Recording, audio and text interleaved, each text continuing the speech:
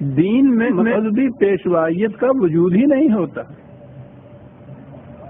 یہ جو قرآن نے کہا ہے کہ یہ وہ دوسروں کے مال پہ جیتے ہیں اور دوسروں کے مال پہ دوسری جگہ تو یہ ہے کہ بڑی عیش پسندی کی زندگیاں بسر کرتے ہیں. یہ خاص طور پہ قرآن نے کہا ہے اور اسی لیے وہ خدا کی طرف جانے والے راستے میں روک بن کے کھڑے ہو جاتے ہیں کہ خدا کی طرف جانے والے راستے میں تو ان کا پھر وجود ہی نہیں رہتا. اور تاریخ یہ بتا رہی ہے اور قرآن نے بھی جو بتایا ہے کہ جو ہی کوئی نبی آیا اور اس نے آ کے یہ کہا کہ یہ جو جسے تم دین کہہ رہے ہو یہ دین نہیں، یہ تمہارے مشائخ اور علماء کا وضع کردہ مذہب ہے جس نے دین کو مسخ کر کے رکھ دیا ہے، اور یہ ہے وہ دین جو میں لایا ہوں جو تمام انبیاء پیش کرتے چلے آ رہے تھے. تو سب سے پہلے اس دعوت کی مخالفت ہمیشہ مذہبی پیشوائیت کی طرف سے ہوئی،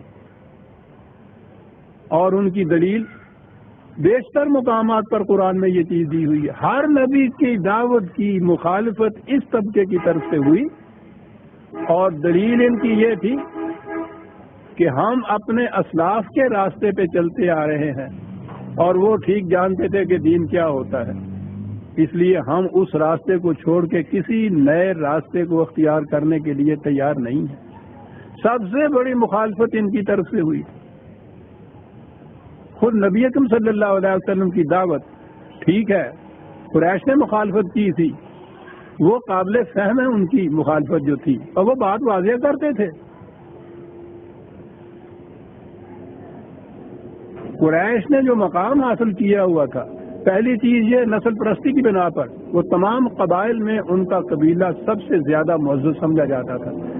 دین نسل پرستی کی جڑ کاٹ دیتا ہے. وہ کعبے کے متولی تھے. اتنا بڑا وقت جو ہے آپ سوچئے اس کی آمدنی کا، وہ بڑی ہی مرفع الحالی کی عیش پرستی کی زندگی بسر کرتے تھے. کعبے کے متولی ہونے کی وجہ سے دین میں یہ چیز بھی ختم ہو جاتی.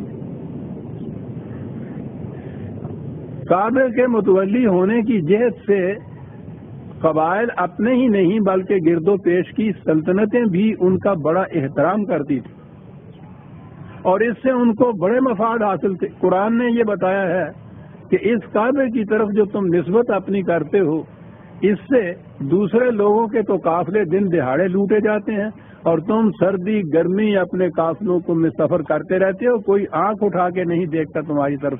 سوچو کہ جس کعبے کی طرف نسبت سے تمہیں یہ مفاد اور مقام حاصل ہے، اس کعبے کے رب کی معصومیت کیوں نہیں اختیار کرتے؟ تو گویا بات یہ تھی کہ ان کو تو یہ مفاد حاصل تھے، اس لیے وہ مخالفت کرتے تھے. مذہب کی سطح کے اوپر جو مخالفت کی ہے وہ یہودیوں نے کی. قرآن میں جو ٹکراؤ ان اہل کتاب سے بتایا گیا ہے، قریش کا ٹکراؤ تو 2-4 مقام میں ہے. میدان جنگ میں وہ کھل کے نثر کر آ گئے، شکست کھائی وہاں، اس کے بعد مخالفت ختم ہو گئی.